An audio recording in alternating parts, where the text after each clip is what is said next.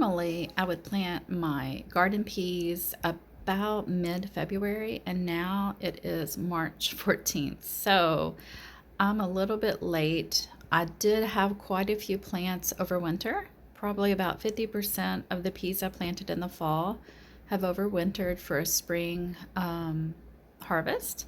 But I do want to get some more in the ground.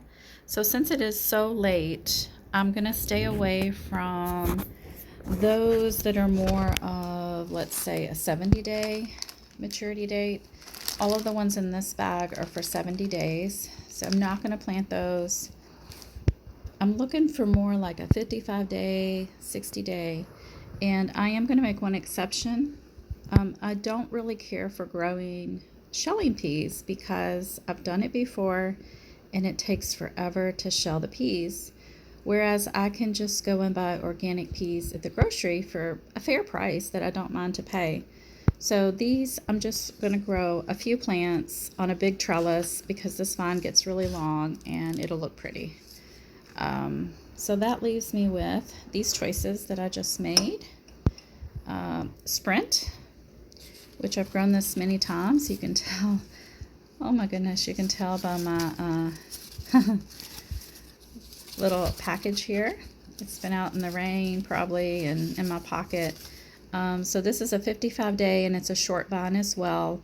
And it also says it's heat tolerant. So that was the main reason I'm picking this one, 55 days and heat tolerant. So I've got several soaking. We're going to do a lot of those. And then sugar Ann, I've got like 3 or 4 packs of sugar Ann. We're going to use the oldest seeds first. This is one of my favorites to grow. It is kind of like a compact bush type. It doesn't get super long vines. It's supposed to be more of like a non-climber. However, you can treat it like the other peas because if it has access, it will try to climb. But it's a nice, sweet sugar snap. And that one is 55 days as well. So I don't have as many soaking of those, and this is just warm water. I'm going to let the peas soak for, I don't know, an hour or so before we go out and plant them. And then what else did I decide on? So we got sugar and sprint. We've got just like 6 or 7 of the telephone shelling pea, and then we're going to do just a few of the little crunch in some containers and the green stalks. I've grown these many times, and they're little short vines that look cute in the green stalk. And it says 58 to 60 days, which is interesting that it's a dwarf plant and it's a longer maturity than these other seeds. I will say these I've had a harder germination success with. So I'll probably overseed a little bit and just hope for the best. But these are cute. The only problem with growing peas in my backyard is my dog. And once he had peas, fresh garden peas for the first time, that was it. He will go after the peas. Like he will eat the whole vine. He'll pull it down just to get one little pea pod. So I have to kind of put them very strategically and try to protect them. So let's get outside and look at the peas that overwintered, and then we'll get these guys planted. In the green stalk, I have the little crunch peas. Only 2 or 3 germinated last fall, and you can see they're starting to put on a lot of growth right now. I've grown these in the green stalks for several years, and there's a bonus footage at the end of this video you will be able to watch and see them. These are Big Daddy. They have had minimal coverage this winter, and they have done phenomenal. And then I've got a L-shaped bed here that I did plant. What did I plant? Just basic sugar snap was the variety. I thought Tonto had pulled every single pea, but there's a few over there that actually did overwinter, and you can see them. They're not big. I keep my peas low to the ground in the winter, and I cover with leaves to give them insulation during the winter. And this is a zone 7B to maybe 8. But they do fairly well. At least this winter they did, and last winter too. These are magnolia peas, and they were kept low on the ground, but now I'm starting to get them to go up and train them up. Beautiful pod color. I think it's like a pinkish purpley color. And that was the last of that seed packet, so I don't have that pack anymore. I planted sugar Ann in this bed, and they all died. I think because this is a double height raised bed. It was just too cold.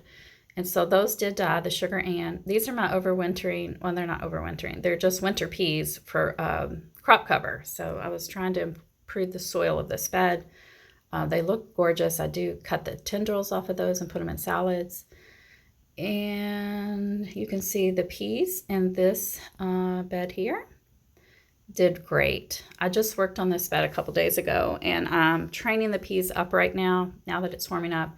I had to put these little cheap flimsy trellises here to keep Tonto from pulling the vines, but they should continue to grow. I've got buds and blossoms starting, and I think I'm going to have some peas really soon, which is going to be phenomenal. But I am going to reseed the bed with Sprint on both sides.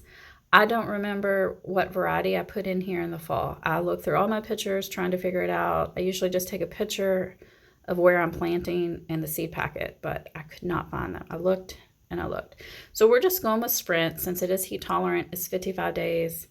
And here we are going to enter the raised bed area and get those peas planted.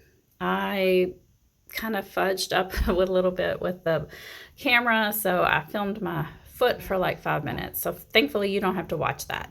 So I got those planted, and now we're going to move on and find somewhere to put some of the sugar and peas. And since they're short, I'm going to put them in this container. It looks like I just have a dead plant here, but I don't. These are 2 hardy hibiscus.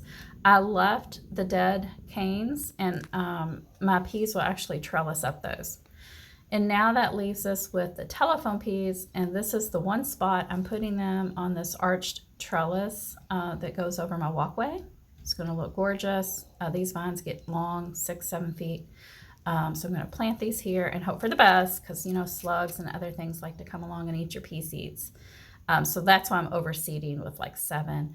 This bed, again, all of the peas from overwintering died because this is a double stacked bed. I guess it was just too cold for them. But I did put some sugar and in there as well.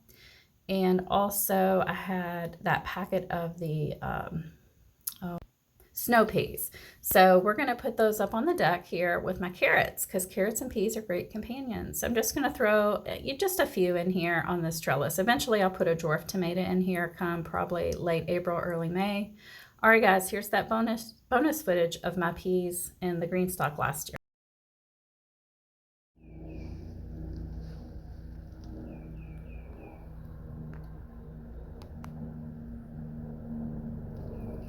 No, Tonto, please leave him alone. Leave him alone. Leave him alone.